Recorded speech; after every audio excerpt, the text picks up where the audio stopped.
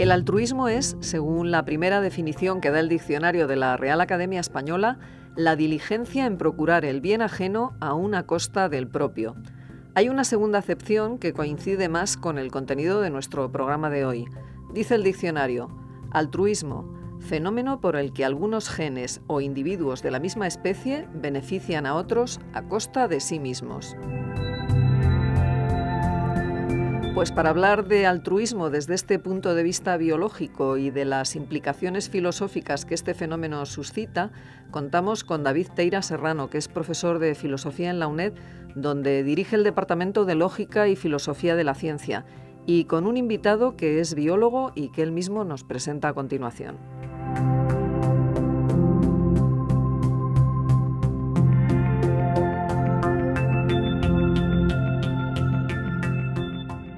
Saludamos una vez más a nuestros oyentes y hoy para hablar de un tema no tan frecuentado entre los filósofos, pero deberíamos hacerlo y por eso hoy vamos a hablar de ello. Teníamos con nosotros a Laureano Castro. Buenas tardes, Hola. Días y noches, Laureano. Hola, buenas. Laureano ha sido catedrático de enseñanza secundaria y profesor tutor de la UNED durante muchos años y es uno de los pioneros de la sociobiología en España. Es además uno de nuestros mayores especialistas en las relaciones entre naturaleza y cultura, que es el tema que vamos a tratar aquí hoy. Y sobre él ha publicado en las principales revistas internacionales que los filósofos de la biología frecuentan. Y también es autor de un libro donde pone todo esto negro sobre blanco en castellano, que es el de ¿Quién teme la naturaleza humana?, que apareció en el 2008 en Tecnos, publicado junto con tus hermanos, Miguel Ángel y Luis. Y puede que muchos de nuestros oyentes le conozcan también por su incansable actividad de divulgador sobre estos temas, sobre el naturalismo filosófico y biológico en la revista de libros. Por todas estas razones, nuestros oyentes pueden conocer a Laureano Castro y con él vamos a hablar hoy del altruismo biológico. Bien, si te prestas. Para mí, es un placer estar aquí hoy contigo y poder hablar de estos temas que siempre son para mí una fuente de satisfacción, ¿no? Poder hablar sobre ello. Podrían pensar nuestros oyentes que Laureano es altruista y por eso se presta, pero en realidad la perspectiva de los biólogos sobre el altruismo justamente pone en cuestión muchas de nuestras intuiciones sobre este asunto. Muchos de nosotros pensamos que el altruismo es simplemente el ser generosos con los demás, el hacer desinteresadamente cosas por ellos. Pero a lo largo del último medio siglo, bien amplio, los biólogos nos han mostrado que desde el punto de vista de la reproducción, el altruismo quiere decir algo bastante distinto. Y lo primero que querría pedirte, Laureano, es que nos explicaras cuál es este concepto de altruismo biológico. Bien, el altruismo lo podríamos definir como un comportamiento que tiene que tener una componente genética que lleva a que el individuo que llamamos altruista realice una acción que beneficia a otros individuos en el sentido biológico, es decir, incrementando su eficacia biológica, su capacidad de dejar descendencia y que al tiempo, para que sea altruismo en sentido biológico, al tiempo disminuya su propia eficacia biológica. Es decir, que si tú ayudas a los demás a tener más hijos, pero eso no te hace tener más hijos tú, eso sería tiene que tener un coste.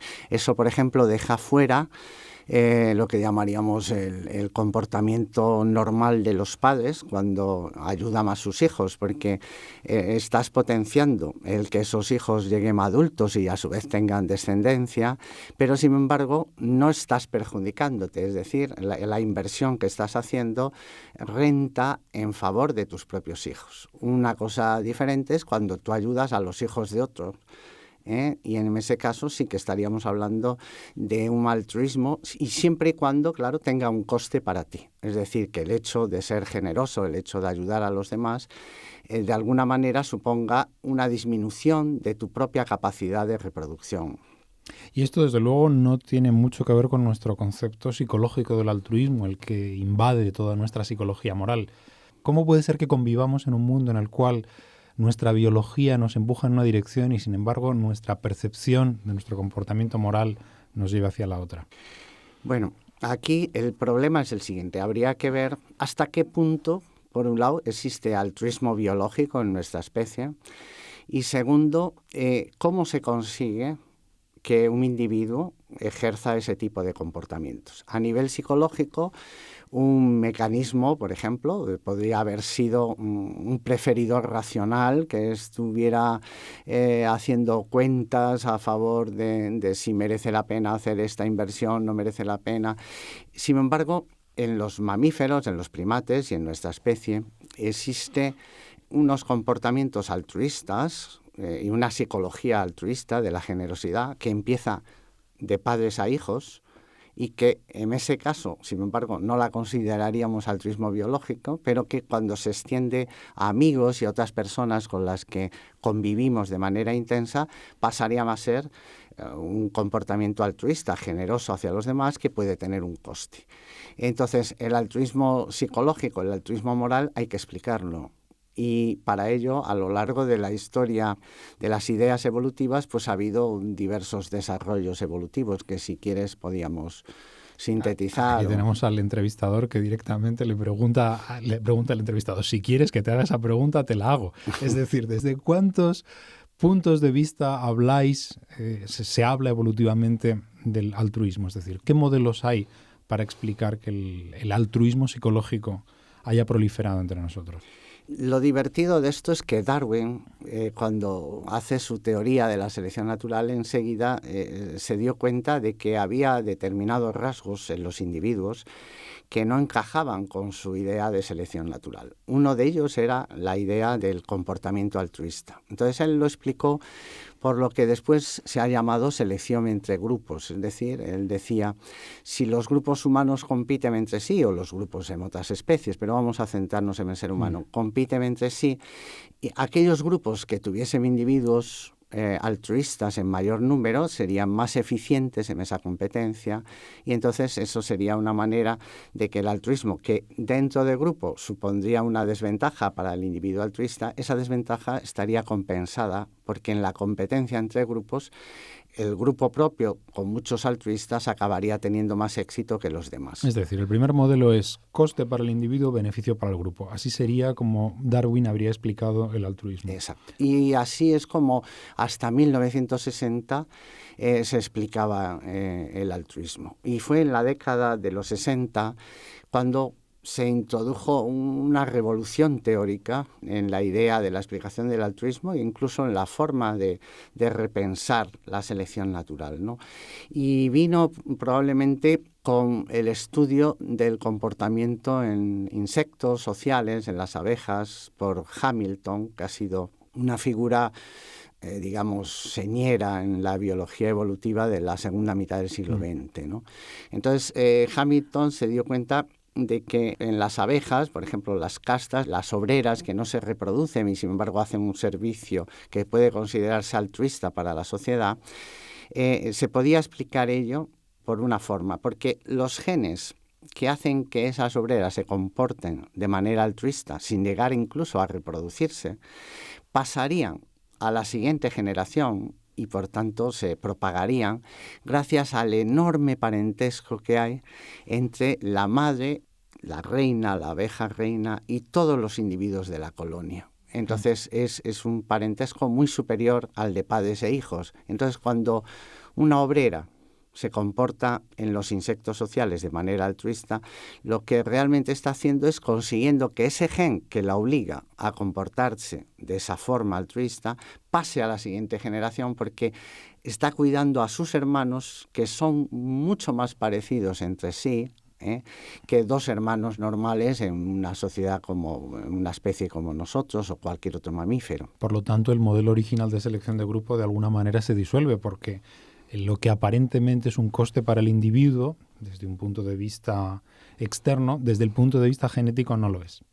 Es decir, no lo es tanto. O no lo es tanto, porque en el caso de la kin selection, o sea, la selección de parentesco, que es la teoría o la idea de Hamilton, realmente sí se puede hablar de un coste para el individuo. Imagínate desde el punto de vista de la eficacia biológica, lo peor que puede pasarle a un individuo es que no deja ninguna descendencia. Sin embargo, lo que no hay es un coste para el gen responsable de ese carácter, porque va a pasar a las siguientes generaciones, porque ese esfuerzo altruista está dirigido a individuos, que son los hermanos de las abejas obreras, que sí que van a llevar ese gen. Y por tanto se cumple lo que posteriormente Richard Dawkins divulgó con la idea del gen egoísta, es decir, la idea de que realmente, si queremos entender bien un concepto como el altruismo, lo que hay que estudiar es si el gen responsable o los genes responsables de ese comportamiento se propagan o no en la siguiente generación. Y esto explicaría que sí. Con lo cual tendríamos la selección de grupo, la selección por parentesco, ¿y cuál sería el tercer gran modelo de explicación del altruismo por parte de los biólogos? El tercer gran modelo, y además yo creo que sería en nuestra especie el ejemplo paradigmático, es lo que se llama altruismo recíproco. Es decir, la idea de que cuando dos individuos o los individuos interaccionamos de manera repetida, es decir, que no es una interacción esporádica, sino que tienes la oportunidad de interaccionar más veces a lo largo de la vida, la idea de que compensa ser altruista siempre y cuando el otro individuo también lo sea. Es decir, que eso acaba siendo una interacción que podríamos llamar de beneficio mutuo a lo largo del tiempo.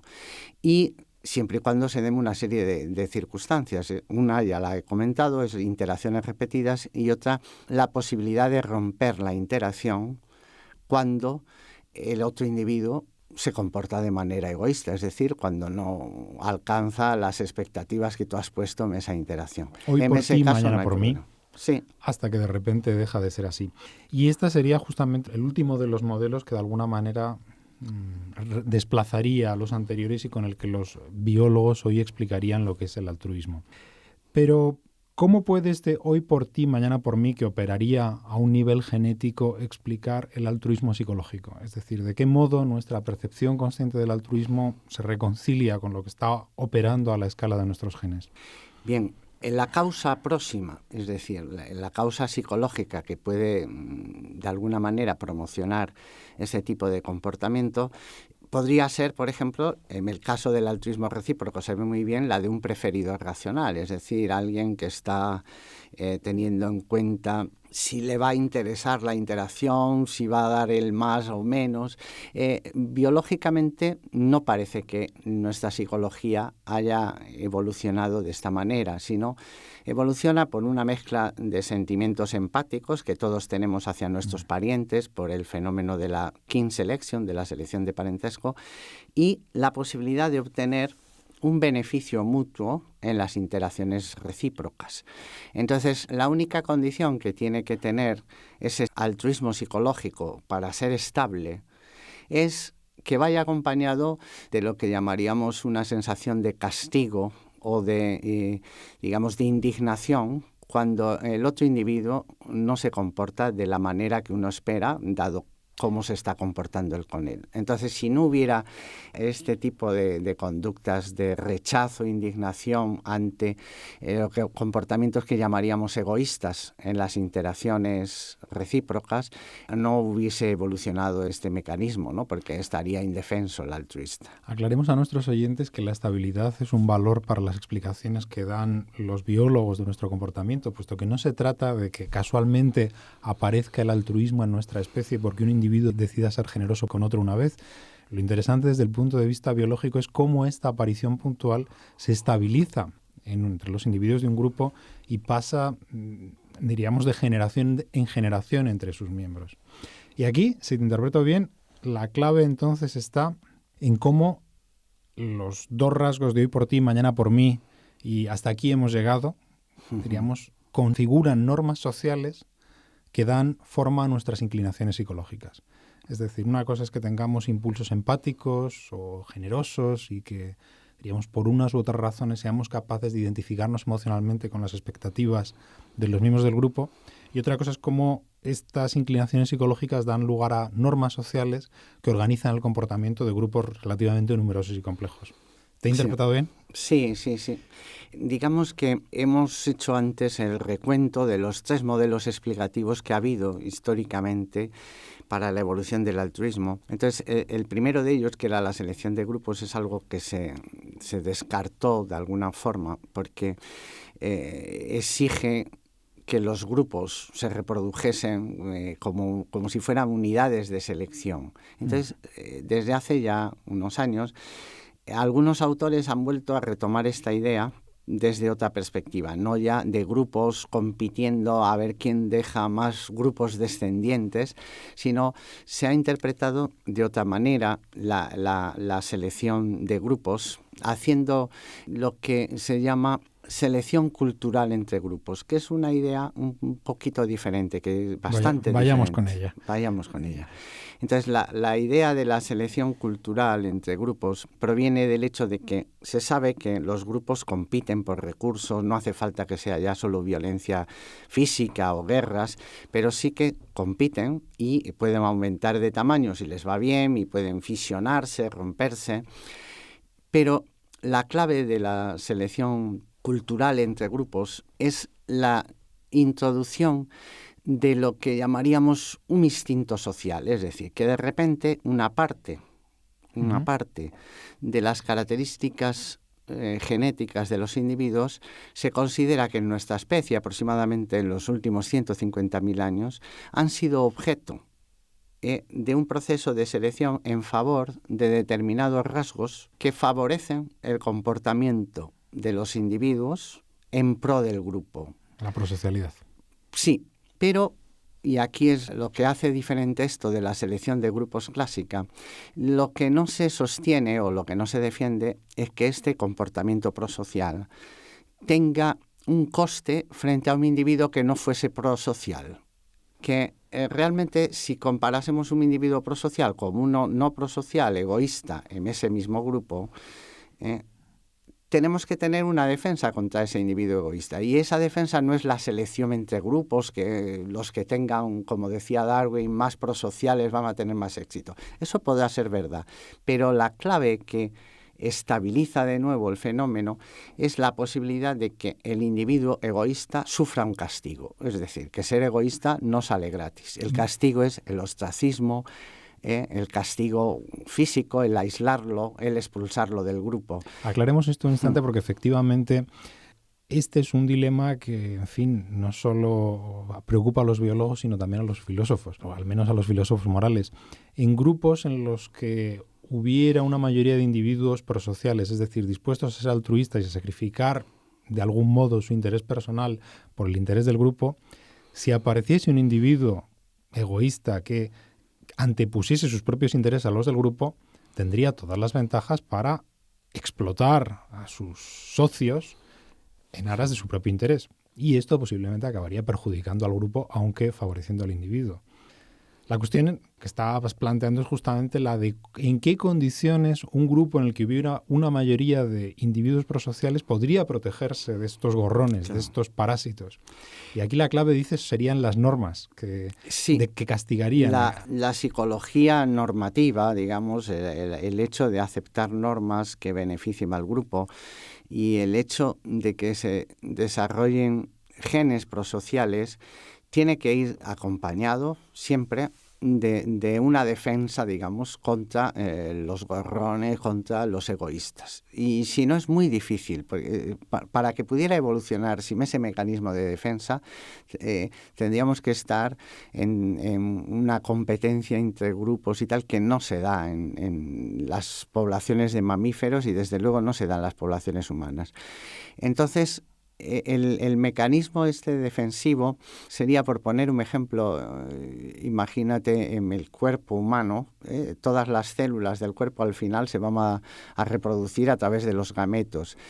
Pero para luchar, por ejemplo, con células egoístas que se reproduzcan de manera, digamos, disparatada, a gran velocidad, eso que llamamos tumores o cánceres, si en términos darwinianos del mismísimo Darwin, sería como si para conseguir que no hubiera células cancerosas bastase con que, bueno, si hay individuos que les salen células cancerosas, acabarán muriendo y no tendrán hijos. Sin embargo, lo que pasa a nivel prosocial de grupos humanos es lo que pasa también a nivel de un cuerpo multicelular. Hay un sistema defensivo que prácticamente elimina el 99,9% de las células que se vuelven cancerosas. Y si no, eso no es viable. Entonces, en los grupos sociales se ha desarrollado una psicología que nos lleva a que los individuos sepamos, aceptemos las normas, y aquellas normas que han hecho que los grupos funcionen mejor como tal grupo han acabado teniendo éxito en ese sentido, ¿no? Y aquí es donde tenemos la hipótesis sobre la que vosotros os habéis distinguido, vamos, Laureano con tus coautores, los Castro Nogueira, pero también Miguel Ángel Toro. La hipótesis del Homo suadens, es decir, ¿qué es lo que hace que en nuestra especie los comportamientos morales hayan podido estabilizarse? Sobre esto, diríamos, comportamientos morales que van más allá del altruismo, puesto que no todo es altruismo en la moral, pero el altruismo también habría de explicarse a partir de estos principios generales sobre qué es lo que hace que en nuestros grupos se estabilicen normas morales. Digamos que uno puede llegar a esto sin utilizar la hipótesis Suadens, pero desde nuestro enfoque y desde nuestra perspectiva todo se entiende bastante mejor, ¿no? Y nuestra perspectiva empieza con la idea de que somos seres sociales y que somos seres culturales y somos capaces de aprender. Entonces, ¿qué ocurre? Desde el punto de vista del individuo, cualquier mamífero tiene un sistema valorativo, el sistema límbico hipotalámico, que de alguna manera orienta su comportamiento. ¿En qué sentido? En que le genera sensaciones de placer, de agrado, desagrado, en función de lo que hace. Y eso le sirve de guía para la acción. Lo que nosotros defendemos es que esta categorización de la conducta propia, en especies de primates, como nuestros antepasados probablemente hace 2 millones de años, con la aparición de las primeras técnicas líticas de construcción de herramientas, ahí se puede empezar a seguir la pista. Lo que se consiguió es una cosa diferente, que es que la categorización que hace sobre la conducta propia en términos de adecuada e inadecuada, se pudo transmitir como información hacia la conducta de los individuos que están aprendiendo a desarrollarla. Y, por tanto, entre padres e hijos se produce una génesis de señales de aprobación-reprobación por parte de los padres y una interpretación de esas señales en clave de orientación para el aprendizaje. Entonces, esto es una cosa que tiene después mucho que ver con la moral, porque en el fondo lo que estamos sentando es la base de lo siguiente. La conducta va a ser percibida por todos los individuos en términos de adecuada, inadecuada, de correcta, incorrecta, pero además ahora esa categorización la podemos pasar de un individuo a otro, de padres a hijos para orientar su aprendizaje. Y entonces las condiciones evolutivas para que esto funcione son muy razonables y es muy verosímil que un mecanismo de este tipo haya podido evolucionar. Es decir, que la clave para que comportamientos como el del altruista se hayan estabilizado en los grupos, como cualquier otro comportamiento moral, es que seamos capaces de aprobar o reprobar las conductas de nuestros semejantes. Y esta es una capacidad que se originaría en la propia relación entre progenitores y sus criaturas. En la medida en la que hubiera un proceso educativo en el que fuéramos capaces de orientar la conducta de nuestros descendientes en función de lo que está bien y lo que está mal, esto bastaría para poder explicar, diríamos, cómo este sería el motor de nuestra psicología moral. Sería el motor de nuestra psicología moral, sin duda. Es decir, la psicología normativa de la que hablábamos antes o la reciprocidad se entienden mucho mejor si uno se da cuenta de que los seres humanos no solo valoramos nuestra conducta como correcta o incorrecta, sino que valoramos la ajena. Y todos, además, nos sentimos valorados a su vez. Y entonces eso genera un tipo de interacciones en clave de bueno, malo, de adecuado, inadecuado, que son la base para el desarrollo de la psicología normativa, de la psicología de la reciprocidad e incluso, diría yo, que son la base para potenciar lo que antes llamamos selección de parentesco, kin selection. Durante 2 millones de años el cerebro ha ido creciendo paulatinamente a base de incrementar el tiempo de crianza. Es decir, cada vez la cerebros infancia, más grandes requieren infancias más largas. Más largas. Y la necesidad de protección, de regular las interacciones de niños entre 10 y 6 meses que están conviviendo, compitiendo. Todo esto, la necesidad de orientar y de guiar el comportamiento de esos chicos que se están criando juntos, es muy probable que esté en la raíz de una parte de lo que llamamos comportamiento moral. Y el hecho de decir, esto no es correcto, tú no le puedes quitar esto porque este niño es pequeño. Y eso hecho entre hermanos, entre primos, entre madres durante 2 millones de años criando pequeños grupitos de niños de diferentes edades con muchas asimetrías en cuanto a fuerza, tamaño, edad. Eso generó un tipo de conducta que podríamos denominar la raíz de lo que llamamos comportamiento moral. ¿Y por qué a vuestra hipótesis le llamáis la del homo suadens? Porque suadens es una raíz latina que tiene que ver con la persuasión. Sí. Empezamos hablando de aprendizaje asesor, que sería algo también parecido, y la idea clave es la necesidad de orientar el aprendizaje. La persuasión, en este caso, Suadens es también valorar, y entonces lo usamos como la necesidad que tiene el individuo que ya, digamos, conoce cómo hay que hacer una cosa, la capacidad que tiene de influir en el aprendizaje del otro individuo. La alternativa sería la imitación, pero la imitación pura y dura es mucho menos eficaz, o dicho de otra manera, a igualdad capacidad cognitiva, es mucho más fácil para el individuo que ha aprendido a hacer algo, detectar qué está haciendo mal el individuo que está aprendiendo, que para el propio individuo que está aprendiendo si no hay orientación. Recapitulemos entonces lo que hemos visto en esta sesión. Hemos visto cómo el altruismo, un fenómeno del que aparentemente todos tenemos experiencia, para los biólogos es algo más complejo. Es decir, que tiene que ver con la reproducción y cómo puede un individuo sacrificar su reproducción en aras de la reproducción de terceros. Hemos visto qué modelos a lo largo de los últimos 150 años los biólogos han construido para intentar explicar este fenómeno del altruismo biológico y cómo esto crea una infraestructura para explicar el altruismo psicológico, es decir, cómo puede convivir lo que opera a nivel de los genes con nuestra experiencia cotidiana de la generosidad o el desinterés. Hemos visto cómo las normas sociales que pueden explicar este altruismo psicológico son complicadas de construir y requieren unas condiciones muy especiales, unas condiciones que son las que queréis caracterizar con la hipótesis del Homo suadens. Pues Laureano, te agradecemos muchísimo que hayas sido capaz de sintetizar todas estas cosas en apenas 28 minutos y te emplazamos a volver por aquí para explicarnos cómo nos dejas todos los filósofos. Muchas gracias a vosotros.